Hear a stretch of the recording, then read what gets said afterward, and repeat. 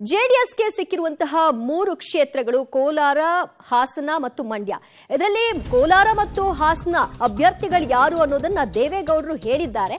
ಅಧಿಕೃತವಾಗಿ ಅನೌನ್ಸ್ ಆಗೋದೊಂದು ಬಾಕಿ ಇದೆ.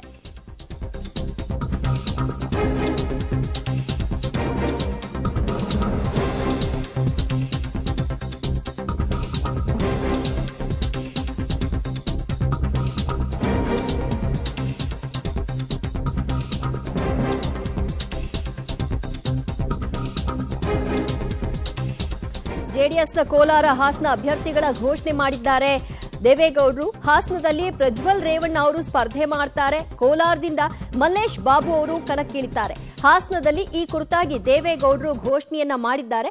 ಇವತ್ತು ಸಂಜೆ 5 ಗಂಟೆಗೆ ಅಧಿಕೃತವಾಗಿ ಇದನ್ನ ಘೋಷಣೆ ಮಾಡ್ತಾರೆ ಎಚ್.ಡಿ. ಕುಮಾರಸ್ವಾಮಿ ಅವರು. ಹಾಸನದಲ್ಲಿ ಪ್ರಜ್ವಲ್ ರೇವಣ್ಣ ಅವರ ಸ್ಪರ್ಧೆ ಆರಂಭದಿಂದಲೂ ಕೇಳಿ ಬರ್ತಾ ಇತ್ತು. ಕೋಲಾರದಲ್ಲಿ ಯಾರು ಅನ್ನುವಂತಹ ಚರ್ಚೆ ಇತ್ತು. ಈಗ ಅದಕ್ಕೆ ಉತ್ತರ ಸಿಕ್ಕಿದೆ, ಮಲ್ಲೇಶ್ ಬಾಬು ಅಂತ.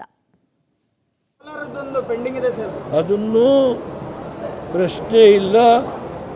ನಮ್ಮ ಹುಡುಗ, ಅವನ ಹೆಸರು ಏನು, ಮಲ್ಲೇಶ್, ಅವನೇ ಕೇಳಿ. ಕೋಲಾರದೊಂದು ಪೆಂಡಿಂಗ್ ಇದೆ ಸರ್. ಅದನ್ನು ಪ್ರಶ್ನೆ ಇಲ್ಲ. ನಮ್ಮ ಕೋಲಾರದಲ್ಲಿ ಈಗಾಗಲೇ ನಾವು ಮೊದಲನೇ ಒಂದು ಶಾರ್ಟ್ ಲಿಸ್ಟು 3 ಜನರ ಹೆಸರುಗಳನ್ನು ಶಾರ್ಟ್ ಲಿಸ್ಟ್ ಮಾಡಿದ್ವಿ. ಅದರಲ್ಲಿ ನಮ್ಮ ಈಗಿನ ಹಾಲಿ MLA ಏನಿದ್ದಾರೆ, ನಮ್ಮ ಸಮೃದ್ಧಿ ಮಂಜುನಾಥ್ ಅವರು, ಮತ್ತು ನಮ್ಮ ಬಂಗಾರಪೇಟೆಯ 2 ಬಾರಿ ಕಡಿಮೆ ಅಂತರದಲ್ಲಿ ಚುನಾವಣೆಯಲ್ಲಿ ಪರಾಜಿತರಾದಂಥ ಮಲ್ಲೇಶ್ ಬಾಬು ಅವರು, ಮತ್ತು ನಮ್ಮ ದೇವನಹಳ್ಳಿಯ ಶಾಸಕರು, ಮಾಜಿ ಶಾಸಕರು ನಾರಾಯಣಸ್ವಾಮಿ ಅವರು, ನಿಸರ್ಗ ನಾರಾಯಣಸ್ವಾಮಿ ಅವರು, ಇವರು 3 ಜನದ ಹೆಸರನ್ನ ಶಾರ್ಟ್ ಲಿಸ್ಟ್ ಮಾಡಿದ್ದೇವೆ. ಈಗಾಗಲೇ ಹಲವಾರು ಸಭೆಗಳನ್ನು ಮಾಡಿ ಎಲ್ಲರ ಅಭಿಪ್ರಾಯ ಪಡೆದಿದ್ದೇವೆ.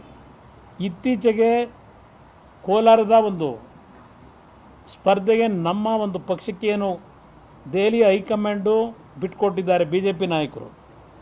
ಇತ್ತೀಚೆಗೆ ಇನ್ನೂ 3-4 ಜನ ಅಭ್ಯರ್ಥಿಗಳಾಗಬೇಕು ಅಂತ ಬಂದಿದ್ದಾರೆ.